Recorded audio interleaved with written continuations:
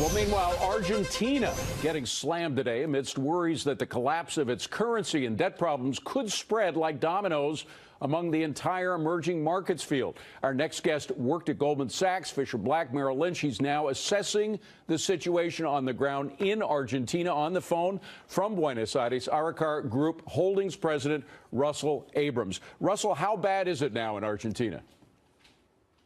Well, the mood is extremely pessimistic right now.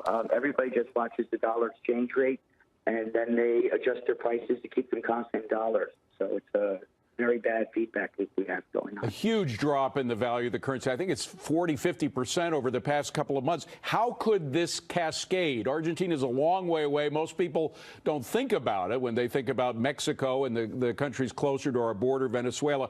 If Argentina continues to spiral down, how could that affect other emerging markets? Well, Argentina has always been a leader in terms of educational institutions and thought. They have a very good American government here, very pro-America, very pro-business, growth, incorporating this ideals, really against the ideas of what's going on in Venezuela. And we really need to be promoting those types of government. Well, what could they do? What could the Argentinians do right now to stop the demise of the peso? So the demise of the peso basically has come from money printing. And they went into a deal recently with the IMF, which unfortunately isn't going to lead to growth. It's just going to lead to them basic stagnation.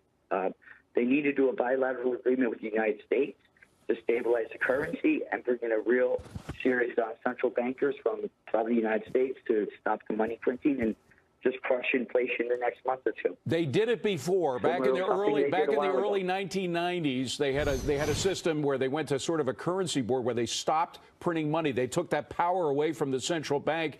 It shored up the economy. It lasted about 7 years, where they avoided the hyperinflation that had persisted for decades before. Why don't they do that again? That was a wonderful policy. It worked almost instantaneously.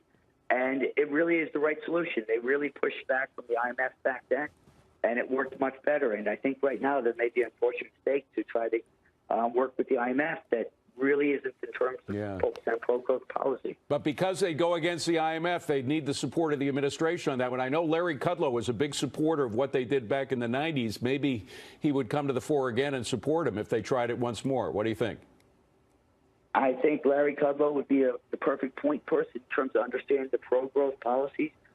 Argentina wants to have a close relationship with the United States and support America's values in South America. So right. You know, when you know the answer, it's so frustrating when governments don't choose the answer that they need to, particularly if they're pushed by the IMF in the wrong direction. Russell Abrams, congratulations. Good stuff. Thank you very much. Breaking news.